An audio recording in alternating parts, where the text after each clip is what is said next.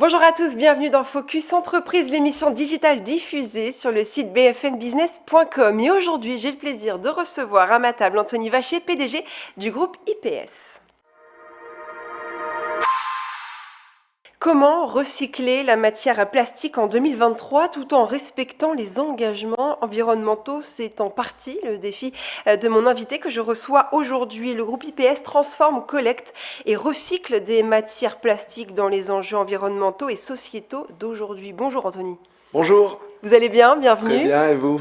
Ça va, merci. Vous êtes une entreprise, je tiens à le souligner pour commencer, 100% familiale. En quoi est-ce que c'est si important aujourd'hui d'être une entreprise familiale en 2023? C'est important puisque nous venons d'un département donc, qui est la Haute-Loire, en région Auvergne-Rhône-Alpes. Ouais. Et nos familles, je m'appelle Monsieur Vacher, nous étions ceux qui gardaient les vaches. Donc c'est le bon sens paysan et puis c'est des valeurs pour lesquelles on attache beaucoup d'importance. Gérer nos entreprises en bon père de famille et emmener le maximum de personnes dans notre aventure. Alors ça, c'est le message effectivement global. Maintenant, pour rentrer dans le vif du sujet, vous transformez la matière plastique pour le packaging, c'est ça, pour faire simple, pour qu'on comprenne bien ce que vous faites? Oui, c'est ça. Alors je dirige une entreprise donc, qui a été fondée en 1976 par mon papa. Donc j'ai repris la société il y a maintenant 7 ans. Ouais. Et donc nous sommes donc basés en Haute-Loire, comme je vous ai dit. Et nous transformons, enfin nous assurons la conception, la transformation, l'impression, le soudage, le recyclage des films en matière plastique. Donc, on parle bien d'emballage souple en matière plastique. D'accord. Pour quel genre de produit? Donc on est présent sur des secteurs d'activité tels que nous avons l'hygiène pour les papiers toilettes, les essuie-tout. Ouais. On travaille aussi notamment avec le médical pour les pochettes de prélèvement. Nous sommes aussi spécialisés dans l'ensachage de divers produits tels que les isolants, le granulé de bois, le terreau avec des impressions. D'accord. Et puis dans ces produits-là, voilà, on a une demande qui devient de plus en plus importante sur l'intégration des matières recyclées. Donc nous avons aussi également une filiale que nous avons créée il y a 3 ans qui s'appelle Circular Economy Packaging. Nous récupérons, nous collectons des déchets chez différents prestataires. Ça peut être nos clients comme la GMS ou des choses comme ça. Et puis nous les trions sur notre site pour en refaire des granulés afin de les réincorporer dans nos productions. Vous travaillez en circuit court? Oui, plutôt court. Ouais. Ouais. On essaye au maximum, comme on dit chez nous, de chasser en meute. Donc autour de nous, nous avons... Chasser en meute, alors ça c'est rigolo. Nous avons différents partenaires, que ce soit dans le transport, dans D'accord. la collecte, et puis pour faire vivre un petit peu nos villages, puisque nous sommes quand même dans un département de campagne. Ouais, qui a du mal à recruter, 200 000 habitants. effectivement.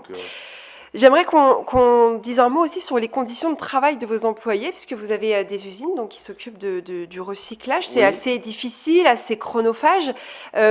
Comment ça se passe dans vos usines et vos employés sont heureux, en tout cas, de leurs conditions de travail? Eh bien, je l'espère, oui. Donc nous avons environ 108 collaborateurs, un volant un peu d'intérim aussi suivant la charge de travail. Donc comme je vous ai expliqué précédemment, nous avons plusieurs ateliers de fabrication. Donc la transformation en tant que telle à partir de granulés de matière en polyéthylène.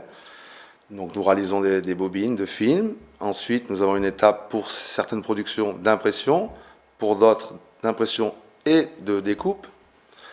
Donc nous avons environ 33 postes différents, 33 métiers dans l'entreprise. C'est considérable. Donc, ce qui demande un besoin en formation quand même assez important.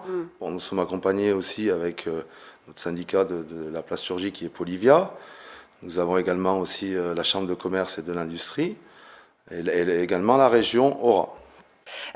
Vos produits, un mot sur vos produits, ils sont 100% recyclables?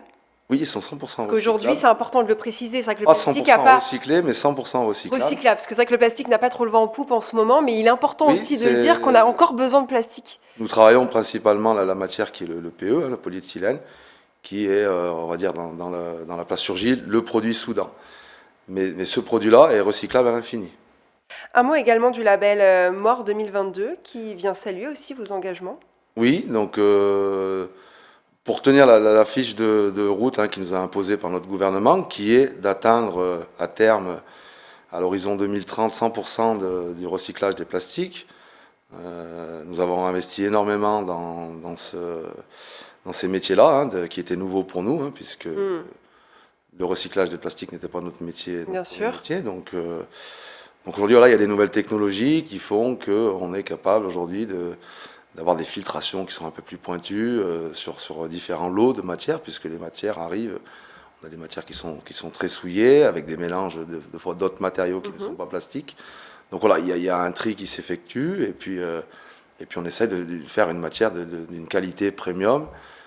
Et aujourd'hui, voilà, la technologie fait qu'on arrive à atteindre des performances intéressantes. Dans les prochains mois, vous comptez vous agrandir, vous diversifier peut-être? Oui, alors nous avons un gros projet en Haute-Loire, hein, toujours sur notre site industriel de Basse-en-Bassée. Nous avons réservé 50 000 mètres de terrain pour accroître justement ce recyclage des plastiques. D'accord. Et aussi, nous travaillons en partenariat avec l'INSA de Lyon et de Oyonnax pour développer des produits avec l'intégration de matières plastiques, mais de matières plastiques qui aujourd'hui sont incinérées ou où on n'a pas trouvé encore une seconde vie. Donc on mène des essais avec des étudiants pour pouvoir à terme régler ce problème de plastique incinéré. Merci beaucoup Anthony Vacher, PDG, je le rappelle, du groupe IPS, d'être venu sur le plateau de Focus Entreprise. Merci. Merci à vous. C'est la fin de cette interview. On se retrouve très vite pour un nouveau numéro de Focus Entreprise.